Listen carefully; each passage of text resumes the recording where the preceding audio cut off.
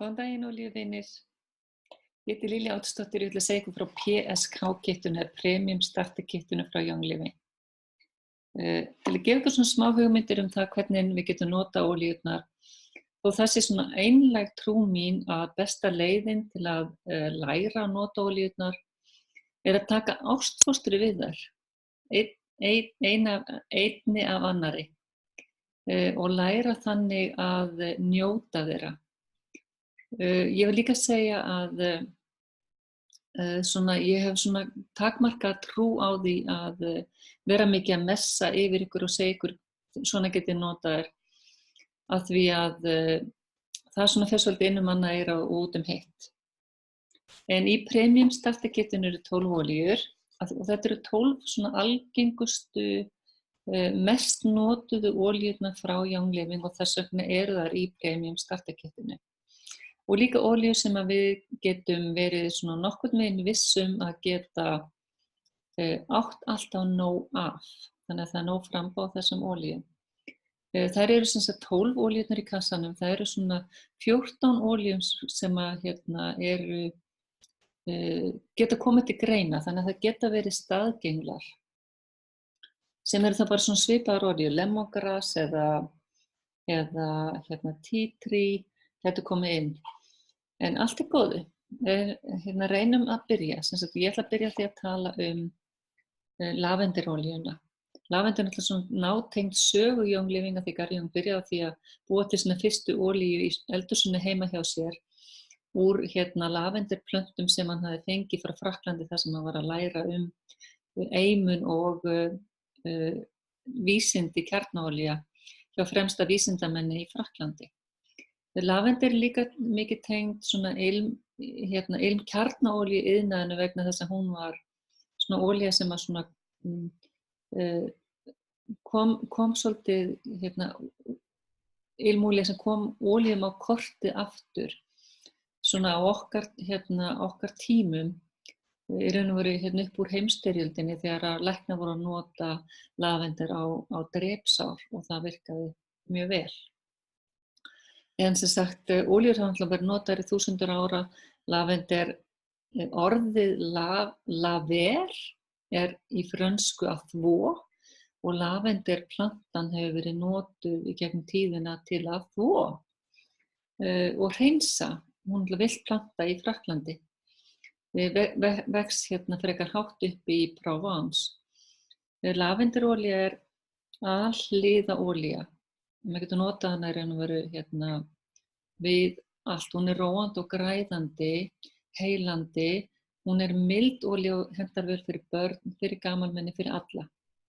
Ég nota hana mjög mikið á vorin vegna þess að hún slær á svona óþægindi út af bara þegar náttúran er að vakna á vorin. Þá nota ég hana rosalega mikið. Ég nota hana bara í lófan, setja hana á húðin, á fötin mín, með hana í bílnum, með hana í töskunum minni, með hana allstar þar sem ég fer á vorin, vegna þess að ég er svona mjög viðkvæm á vorin. Það má drekka hana, það má setja hana í munnin, á lítil sár af því hún er ekki sterk og flýti fyrir það sár grói 20%. Piparmintan er mikil uppáhaldsolía hjá mér og líka hún er alltaf í töskunum minni. Ég nota hana bara mjög mikið til að fá ferskan andardrátt. Ég nota aldrei tyggjó, því tyggjó er ekki sérstaklega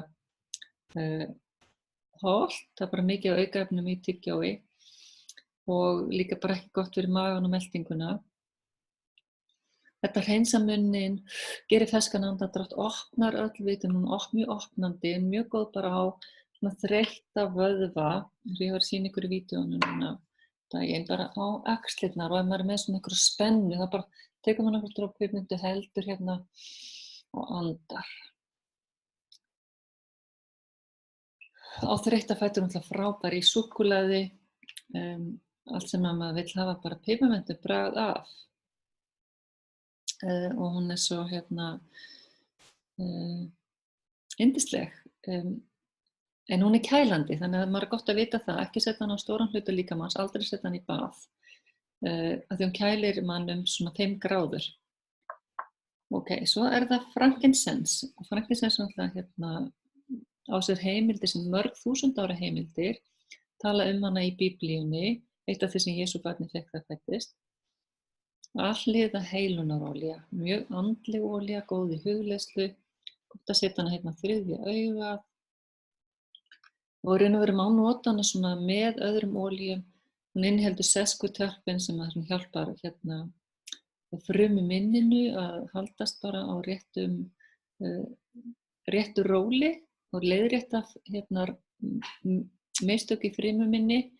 Hún í longevity hylkjunum sem ég held að sé bara allra meina bót og gott að taka. Kannski að staðaldir bæði hefur andóksun og svona til fyrir frumuheilsuna. Og svo það bara copaiba. Copaiba er svona frekar ný olía. Mjög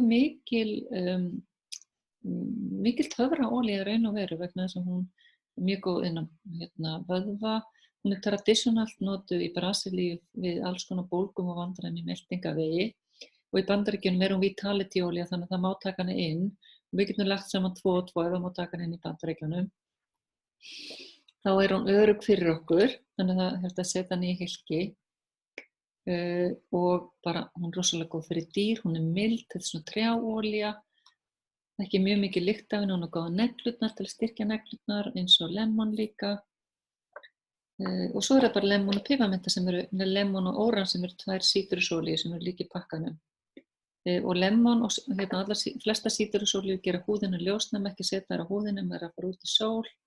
Þess vegna báða frábæra bara til að drekka í vatn, í eldhúsinu, í sósur, í salatdressingar, jógúrtsósur, í drykki, út í ningsjarett, savan, í kalt vatn eða heitt vatn, volgt vatn, búið til límónaði og til að þrífa. Hún hreinsar upp kalkefni, gerir hreingerningarlögin ykkar mjög hreinsandi og þau getur náttúrulega nota þýfs, sápuna sem grunn.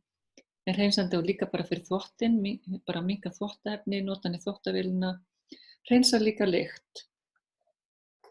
Og þá það kannski, tala kannski bara purification þegar við erum að tala að hreinsa lykt. Hún náttúrulega frábær til að hreinsa lykt og blanda. Góð í íþróttaskó, ef maður vill losna við einhver lykt einhvers staðar, setja hann í skálvatnið í þvottavélina, setja hann í þurrkaran, bara í lítið þvottapoka til að fá góða lykt af þvottinum ykkar. Og hún líka frábær, bara ómissandi ferðalög því hún góð til að verja okkur fyrir ágangi skordýra og líka góð á lítil flugnabit. Ómissandi. Þegar ég var í ferðalagi núna í Króatíu þá lenti ég stundum inn á hótelherbergjum sem voru svona með ilmefnum einhverju í sængufötunum. Þá bara hellti ég purification yfir rúmið mitt og það var bara, það bjargaði mér. Svo það Thieves olía náttúrulega sem bara stjarnan í kassanum. Þessi háa hreinsandi olía sem styrkir ónæmiskerfið okkar í öllum Thieves vörunum í tannkreminu, hjálpa okkur að halda góðri heilsu í munninum, tannheilsu. Í Inner Defense hylkjunum sem má taka inn og þetta náttúrulega plussolía líka. Rosalega öflug fyrir ónæmiskerfið, gott að taka 1 hylki á morgnana, Live 9 gjarnan á kvöldin eða taka Inner Defense sem bara hylki tilbúin fyrir mann og má taka 3 til 5 hylki á dag ef maður þarf á því að halda að virkilega styrkja sig. Diet-Ice náttúrulega bara Diet-Ice fyrir meltinguna. Má taka hana líka inn í munnin eða setja hana á magan. Fennelkanil styður mörg meltingarlíffærin, lifrina, nýrun, brisið og ristilinn eða meltingaveginn.